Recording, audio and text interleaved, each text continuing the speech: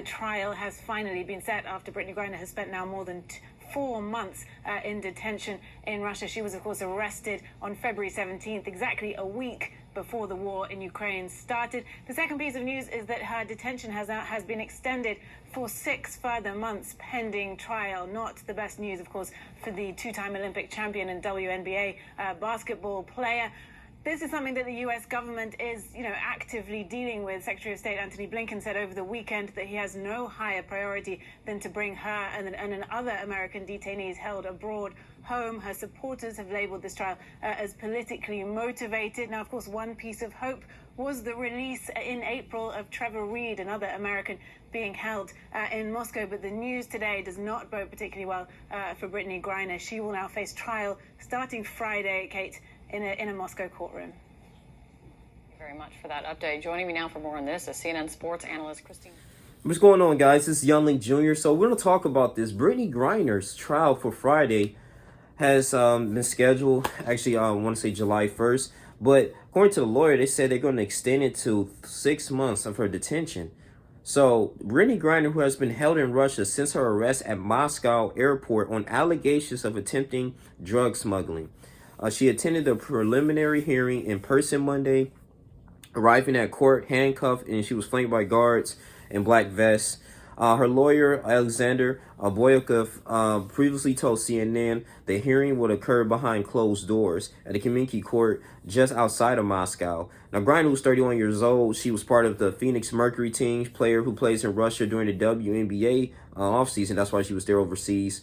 And we talked about that, too. This is back in February 17th. She's been locked up since then. Russia authorities claim she had cannabis oil in her luggage and accused her of smuggling significant amounts of narcotic substances, an offense punishable by up to 10 years in prison if she's convicted. Man, so Griner's detention, which has been repeatedly extended, has sparked a wave of support among dozens of organizations in the U.S. You have joined Sherelle Griner, which is Brittney Griner's wife. She's been in her corner. She's working with President Biden to exchange a deal with the Russian authorities to get her out, bring her back home to the United States safely. More than 40 organizations, including the National Association for the Advancement of Colored People, NAACP, Human Rights Campaign.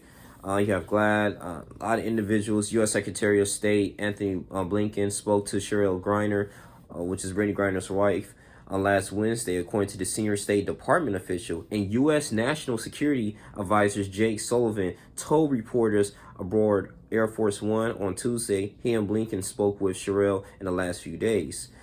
So they can do everything they can to go through what Brittney must be going through. They can't even imagine what she's going through. Yeah, I don't know if she's being malnourished. It's ridiculous, man. It's just being, especially with this whole stuff that's going on with Russia and Ukraine right now. It's horrible, man. This includes that, I think this would be a week before they ended up attacking Ukraine. This includes that Paul Whelan, and that includes Brittney Griner, includes people in a number of other countries. Whelan is a U.S. citizen who was detained in Moscow in 2018 and was arrested on espionage charges. He is denying the charges. Man. Yeah. I'm going to read a little bit more. But it's just really not looking good right now. Just like a little bit of updated information. So her detention has been extended for 6 months, and she may be there for quite some time if she's convicted. But I pray that the trial goes a little bit in her favor. I know Russia's court system is a little bit different than the United States. And yeah, man, I just think it's a little bit egregious. I think the most they should have done is just find her. They didn't really have to arrest her and detain her and put her, in prison. But this is my thing. So I'm glad that these unique organizations in the U.S. is working very hard, tirelessly working hard to go ahead and get her free. But that's all I really have to say. That's all the information that I have. You guys continue to like, comment, subscribe, share this video. I'm out. Deuces.